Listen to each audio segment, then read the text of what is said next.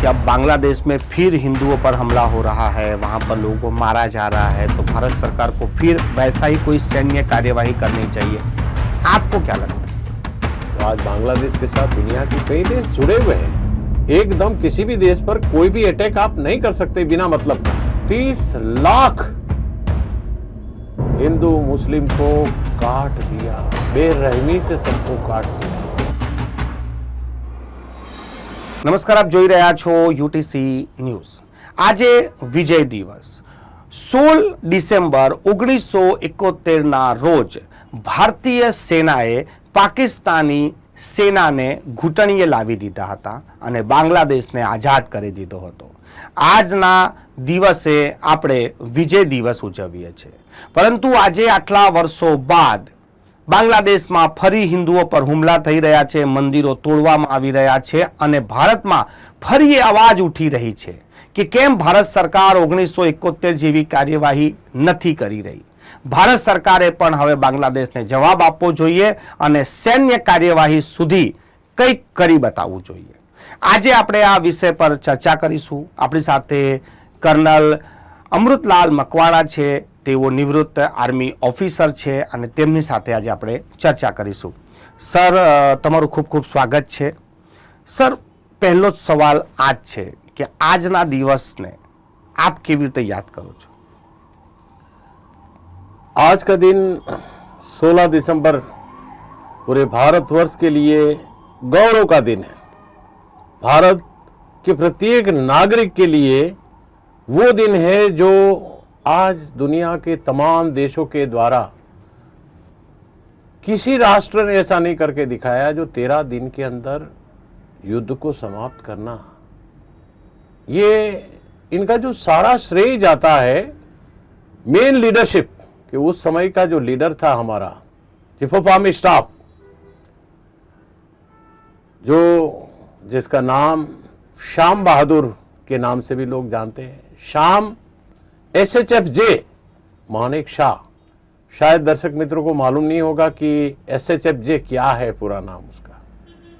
वैसे हमारे लिए ये बड़ी एक गौरव की बात कह सकते हैं कि वो गुजरात का रहने वाला है। वलसाड़ में उसके फादर और फोर फादर्स यहीं थे। उसके फादर डॉक्टर्स थे और यहां से मूव करके अमृतसर गए थे।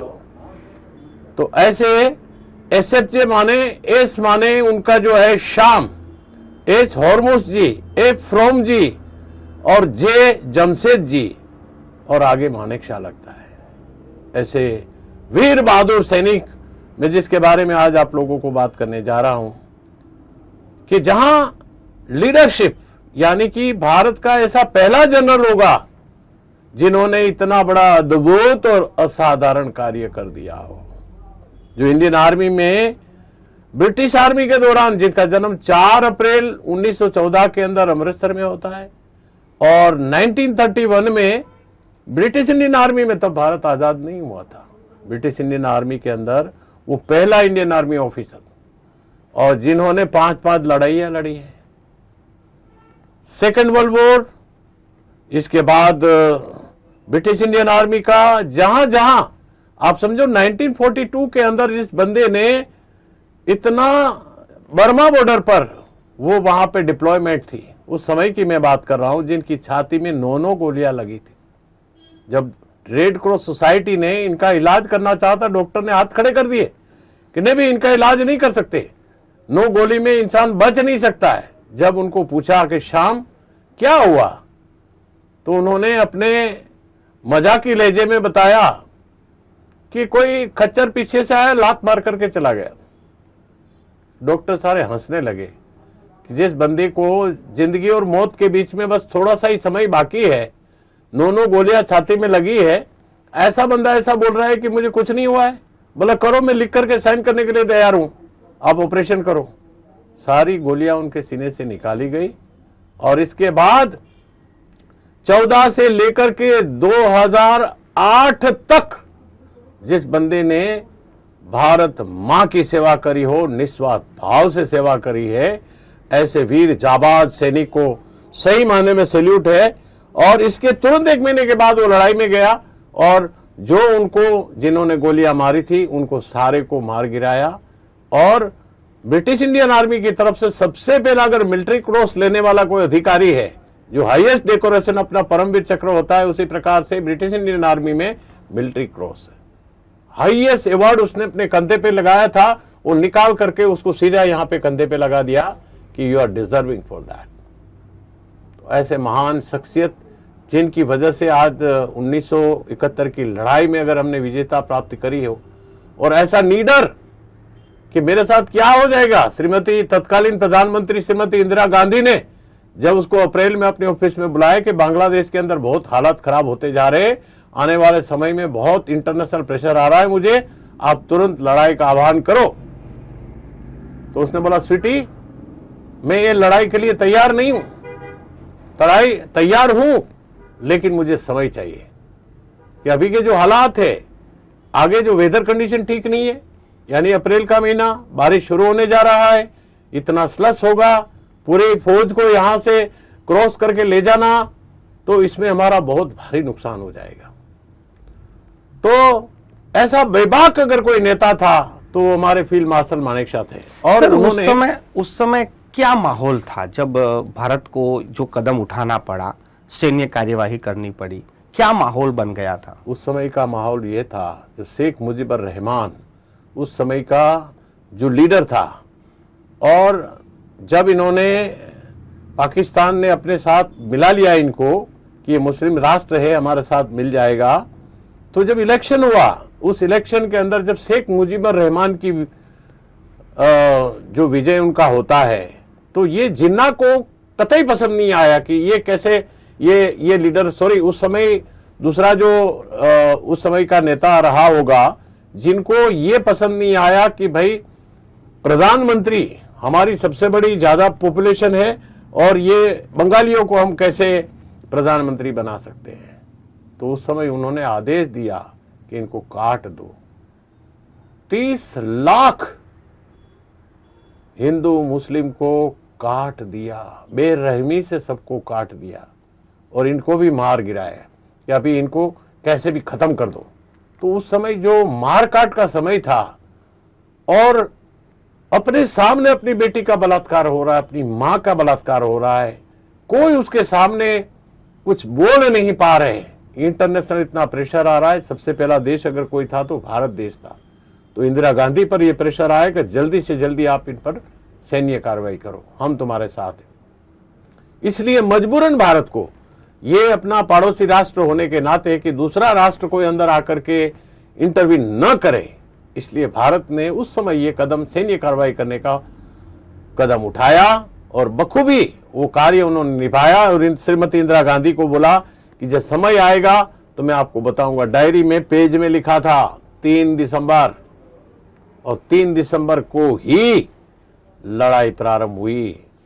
एक साथ पाकिस्तान ने प्रीएम्प्टिव अटैक किया, और हमारे 11 जो एयरबेस थे, एयरबेस पर अटैक किया। सबसे पहले आगरा में अटैक हुआ, फिर अंबाला में अटैक हुआ, फिर अमृतसर में अटैक हुआ, फिर आगे अवंतीपुर में अटैक हुआ, फिर हलवारा में अटैक हुआ, फिर पठानकोट में अटैक हुआ, फिर श्रीनगर में अटैक हुआ, और साथ ही साथ राजस्थान जो बॉर्डर थी हमारी, बीकानेर, जोधपुर, उत्तरलाई, और 8 दिसंबर को हमारे भुज के अंदर अटैक हुआ। इस प्रकार एक सारी जगह पे इतना बड़ा अटैक हो गया। तो उस समय फिर ये महान जो शख्सियत थी, उन महान शख्सियत ने एक निर्णय लिया कि अभी हमें क्या करना चाहिए। रणनीति बनाई, जवानों को हौसला अफजाई किया, जवानों को ट्रेनिंग दिया, और उन्होंने कहा कि लड़ाई कोई 1-2 दिन का खेल नहीं है। आप और हम सबको सुपरिचित है, रशिया जैसा महाशक्ति दुनिया का, जो इतना बड़ा राष्ट्र, एक यूक्रेन को उसने सोचा था कि 1 हफ्ते में मैं इनका काम तमाम कर दूंगा। आज 3 साल हो गए हैं, 3 साल होने के बावजूद भी लड़ाई समाप्त नहीं हुई। तो उस समय उन्होंने जो डिसीजन लिया था कि आप मुझे समय दीजिए। समय देने का मतलब यही था कि मैं आर्म्स एंड एम्युनिशन को अपने पास जमा कर लूं, राशन जो मेरे जवानों के लिए चाहिए वो मैं जमा कर लूं, तब तक मैं जवानों को हौसला अफजाई करूं, तब तक मैं इनको ज्योग्राफिकल कंडीशन उनको समझाऊं कि भाई एक अनजान जगह पे जाकर के आपको अटैक करना है, जब आपको रास्ता मालूम नहीं है कहाँ क्या करना है, तो ये सारी चीजों का डिस्कशन करने के बाद तभी आप लड़ाई के अंदर जीत हासिल कर सकते हो। रणनीति बनानी पड़ती है। सर, आज के समय में भी यही बातें हो रही हैं इतने साल के बाद कि अब बांग्लादेश में फिर हिंदुओं पर हमला हो रहा है, वहां पर लोगों को मारा जा रहा है, तो भारत सरकार को फिर वैसा ही कोई सैन्य कार्यवाही करनी चाहिए। आपको क्या लगता है? मुझे ऐसा लग रहा है कि ये इंटरनेशनल इन्फ्लुएंस है। आज भारत विश्व गुरु बनने जा रहा है। आज भारत की जो फाइनेंशियल कंडीशन है दुनिया के कई देशों से बहुत ही आगे है। यानी कि आज 5वें नंबर पे भारत बैठा है और आने वाले समय में भारत जो है तीसरे पायदान पर पहुंचने की तैयारी में है। तो ये दुनिया से देखा नहीं जा रहा है। दुनिया की economy day by day down होती जा रही है। तो ये किसी न किसी रास्ते से इसको पपेट बना दिया मोहम्मद यूनुस को, जो उसको नोबेल पारितोषिक अमेरिका के द्वारा जो यूनो के द्वारा दिया गया है, उनको पपेट बना करके वहां बिठा दिया। किसी भी राष्ट्र को जब बर्बाद करना होता है, तख्ता पलट करना होता है, तो ये इनकी इंटरनेशनल एक कार्रवाई होती है। मैं किसी देश का नाम नहीं लेना चाहूंगा इस स्टूडियो के माध्यम से या टीवी के यूटीवी के माध्यम से। तो वो 8-10 साल पहले ही अपनी कार्रवाई शुरू कर देता है। तो आज भारत को हर हालत में दुनिया के सामने नीचा दिखाने के लिए ये पूरा प्रोपगंडा रचाया गया है। ये तख्ता पलट का कार्रवाई किया गया है कि आज खालिदा जिया आज जो हमारे भारत की जो शेल्टर में है, अपने शेख हसीना जो हमारे शेल्टर में है, जिन्होंने भारत की तरफ ही बात करी है। चाइना को उसने ठुकरा दिया, अमेरिका को उसने ठुकरा दिया। तो इंटरनेशनल जो प्रेशर हमारे पर आया कि इनको कैसे भी अभी तख्ता पलट कीजिए, इसलिए इसको बिठाने के लिए सारी जितनी एड चाहिए, ये मुझे ऐसा लग रहा है कि किसी न किसी महाशक्ति ने इनको ये कार्य सौंपा है कि आप तख्ता पलट कीजिए, हम तुम्हारे साथ हैं। पर सर, ऐसे में जो बातें हो रही हैं कि हमने इतनी सैन्य कार्यवाही की, हमने बांग्लादेश को स्वतंत्र करवाया, प्रधानमंत्री ने खुद कहा कि बांग्लादेश की स्वतंत्रता में मेरा भी योगदान है, मैं भी जेल गया था, उसके बावजूद भी आज हम फिर देश में एक माहौल बन रहा है कि बांग्लादेश में हिंदुओं पर हमला, मंदिरें तोड़े जा रहे हैं। तो इसको अब सेना किस तरह से देख रही है, राष्ट्र कैसे देख रहा है? देखिए, कोई भी देश के ऊपर हमला करने से पहले आज इंटरनेशनल जब तक आपको सपोर्ट नहीं करती है, भारत ने जब कारगिल युद्ध किया था उस समय भी इंटरनेशनल सपोर्ट पाया था। यूएसए से बात करी, रशिया से बात करी, यूके से बात करी, फ्रांस से बात करी, तमाम कंट्री जब उनके सपोर्ट में आए कि भाई अभी आप इन पर ये कार्रवाई कर सकते हैं। तो आज बांग्लादेश के साथ दुनिया के कई देश जुड़े हुए हैं। एकदम किसी भी देश पर कोई भी अटैक आप नहीं कर सकते बिना मतलब का। ये अगर किसी भी देश पर अमानवीय व्यवहार हो रहा है तो ये यूनो का काम है, इंटरनेशनल कम्युनिटी का काम है कि तुम ये काम करो। बट जब आपको ऐसा डर लगे कि भाई मेरी सुरक्षा खतरे में है, तो उस समय आप अटैक कर सकती, क्योंकि वो एक डेमोक्रेटिक कंट्री है। उस पर आप किसी भी प्रकार का अगर दबाव डालोगे, कोई सैन्य अटैक करोगे, तो यूएनओ में आपकी थू होगी। सर, मेरा सवाल ये है कि आज ये चर्चा शुरू है कि आज के दिन जो ऐतिहासिक तस्वीर को हम याद करते थे, सेना भवन से उसे हटा दिया गया है, तो इसको किस तरह से देखा जाए? देखिए, मैं सबसे पहले ये बताना चाहूँगा कि भारतीय सेना के अंदर, आर्मी, नेवी, एयरफोर्स में कोई एक चीज को पकड़ करके या तो एक धर्म को पकड़ करके चलने वाले नहीं है। हम बिन सांप्रदायिक है। हम हिंदू धर्म मानते हैं, मुस्लिम धर्म मानते हैं, क्रिश्चियन धर्म मानते, तमाम धर्मों के प्रति आदर एंड सत्कार भाव रखते हैं। आज लड़ाई एक नहीं हुई कि सिर्फ 1971 वॉर की हुई है, आज 5 लड़ाइयाँ हो चुकी है। सबसे पहली लड़ाई आपको मालूम होना चाहिए कि 22 अक्टूबर 1947 से शुरू करके 1 जनवरी 1949 पहला पाकिस्तान से साथ युद्ध हुआ। क्या उस समय किसी भी हमारे बहादुर सैनिकों ने असाधारण कार्य नहीं किया होगा? क्या उस समय किसी को परमवीर चक्र नहीं मिला होगा? जरूर मिला होगा। 1 साल 2 महीना और 10 दिन जो लड़ाई चली है, लंबी लड़ाई, उस समय हमारे हजारों सैनिक जो है ये आत्म बलिदानी हुए हैं और शहादत उन्होंने वरी है। दूसरी लड़ाई आपके सामने जो थी जो पाकिस्तान जो इसके साथ शुरू हुई चाइना के साथ 1962 में, उस समय भी आपने देखा होगा कि 1 महीना 1 दिन लड़ाई चली।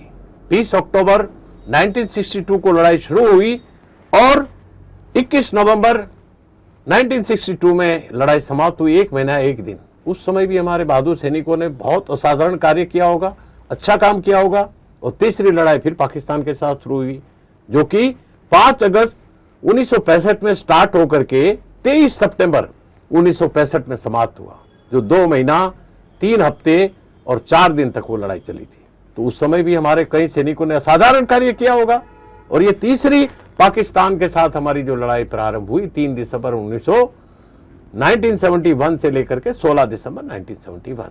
इसके बाद कारगिल की भी लड़ाई शुरू हुई थी। कल को आप बोलोगे कि भाई विक्रम बत्रा का फोटो क्यों नहीं रखा है, कल को आप बोलोगे मनोज पांडे का फोटो क्यों नहीं रखा, वो भी परम चक्र विजेता है, इन्होंने इतना बड़ा कार्य किया था। तो 3 मई 1999 से शुरू करके 26 जुलाई 1999 तक कारगिल वॉर चला। तो ये 5 जो लड़ाइयां चली है, इसमें हर एक जगह पे ऐसा कोई चीफ के माइंड में, आर्मी नेवी एयरफोर्स के चीफ के मगज में ऐसा कोई सवाल नहीं होता है, हो सकता है कि आने वाले समय में कोई नई, जैसे अभी ताजा लड़ाई हुई 25 साल पहले 1999 की, हो सकता है उसकी तस्वीर वहां पे लगा दी कि भाई ये अभी 53 साल हो गया, लोगों को सबको याद है। ऐसा नहीं है कि याद नहीं है कि फील्ड मार्शल मानेकशॉ ने इतना अद्भुत कार्य करके गए हैं। और उसके लिए आप शायद बड़ौदा वासियों को, गुजरात वासियों को मालूम होगा कि भारत में 3 जगह फील्ड मार्शल मानेकशॉ का स्टेच्यू बना हुआ है। एक दिल्ली में है, एक पुणे में है, और तीसरा अखिल भारतीय पूर्व सैनिक सेवा परिषद और मेरी टीम के द्वारा यहाँ पे 9 सितंबर 2023 को जीपीओ सर्कल फतेहगंज ब्रिज के नीचे फील्ड मार्शल मानेकशॉ का स्टेच्यू 3.5 लाख की लागत से हमने लगाया है। तो ये ऐसा सम्माननीय व्यक्ति है जिसका हमें सम्मान करना चाहिए, और सम्मान हमेशा के लिए रहेगा। ऐसा नहीं है कि ये यहां से उनकी मूर्ति हटा दिया तो उनका सम्मान नहीं होगा।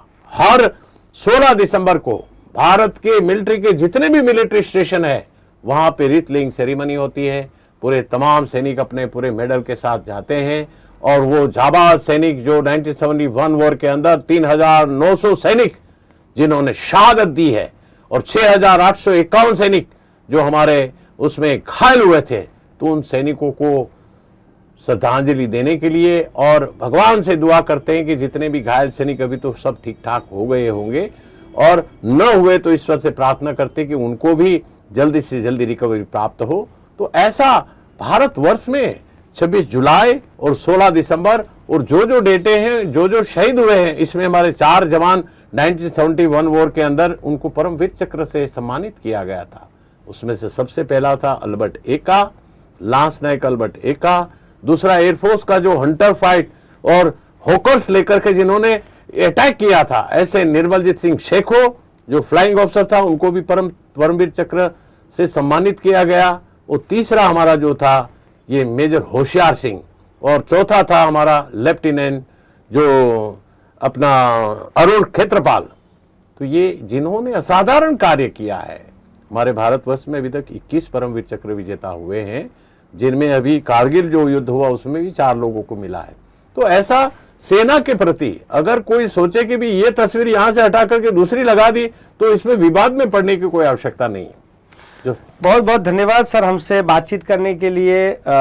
ये जिस तरह से बातें हो रही हैं, हमारे देश का जो इतिहास रहा है आज़ादी के बाद का, जो लड़ाइयाँ लड़ी है, जो बहादुरी सेना ने बताई है, उसकी हम यदि चर्चा करें तो पूरा दिन, पूरा महीना भी कम पड़ जाए। इतने बहादुर सैन्य कार्यवाही हमारे देश ने की है। आज हम विजय दिवस को याद कर रहे हैं, 16 दिसंबर पर हम चर्चा कर रहे हैं। और आज जिस तरह से कर्नल अमृतलाल जी ने कहा है कि भारत बांग्लादेश को आज भी सबक सिखा सकता है, वो सैन्य कार्यवाही कर सकता है, मगर अंतरराष्ट्रीय जो प्रेशर, जो नियम है, उसके मुताबिक वो अभी फिलहाल कूटनीति पर ही आगे बढ़ सकता है। आज मैं भारतवर्ष के और गुजरात राज्य के एवं बड़ौदा के जितने भी युवा वर्ग हैं, उनको मैं एक मैसेज देना चाहता हूं कि एक रहेंगे तो आप नेक रहेंगे। मैं कोई पॉलिटिकल लीडर की भाषा नहीं बोल रहा हूं। अगर एकता में जितनी बड़ी शक्ति है, वो महान शक्ति है। राष्ट्र प्रेम, राष्ट्र प्रथम, कंपनी बाद में, चाहे तुम कितने भी करोड़ का मालिक हो, जब तक राष्ट्र नहीं रहेगा तो आपकी कोई अहमियत नहीं है। तो जितने भी युवा वर्ग से दो हाथ जोड़ करके मेरी विनती है कि आज हमारा भारतीय थल सेना, नौसेना और वायुसेना के जवान हैं, उन जवानों को सम्मानित कीजिए। जब भी वो निवृत्त होकर के आते हैं या उस सेना में कार्यरत हैं, अगर किसी कारण से वो शहादत ले लेता है और उनको बलिदानी हो जाता है, तो उनकी परिवारों की सुरक्षा का जिम्मा, उनके परिवारों को रोजगार देने का जिम्मा ये हमारे युवा के कंधों पर है। यही युवा कल जो है बड़ी बड़ी फैक्ट्रियों के अंदर जनरल मैनेजर्स होंगे, डायरेक्टर्स होंगे, कोई अपनी खुद की कंपनी चला रहे होंगे। तो मैं आप लोगों से यही रिक्वेस्ट करना चाहता हूं कि हमारे आर्मी के जो जवान रिटायर होकर के आते हैं, उनको गेट पे खड़ा मत कीजिए सिक्योरिटी गार्ड बना करके। वो एक देश का जाबाज सिपाही जिन्होंने 15 साल 20 साल नौकरी करके आ रहे हैं, उनको सुपरवाइजर मत बनाइए। उनको उनकी काबिलियत के अनुसार आप उनको जॉब दीजिए और वो 100% आपको प्रूव करके देगा। तो मेरी बात पूरी करने से पहले जितनी भी हमारे गुजरात में 112 वीर नारी है, 112 अभी 1947 से लेकर के अभी तक ये शहीद हुए हैं, तो उनके परिवारों को जो भी हो सके हेल्प एंड सपोर्ट अगर आप करेंगे तो हमारे आज सेना में जो कार्यरत जवान हैं उनका हौसला अफजाई होगा। और कभी मौका मिले तो बड़ौदा में यहाँ जीपीओ सर्कल के पास में फील्ड मार्शल मानेकशॉ, जो गुजरात के हीरो, जो भारत के हीरो, जो एक जाबाज फील्ड मार्शल मानेकशॉ ने इस देश के लिए अद्भुत कार्य करके गए 1971 वॉर के अंदर। तो कभी वहां श्रद्धा सुमन अर्पित करके आना कि ऐसे नेता हमारे भारत में बार बार जन्म ले। जय हिंद, जय भारत, जय जय गरवी गुजरात।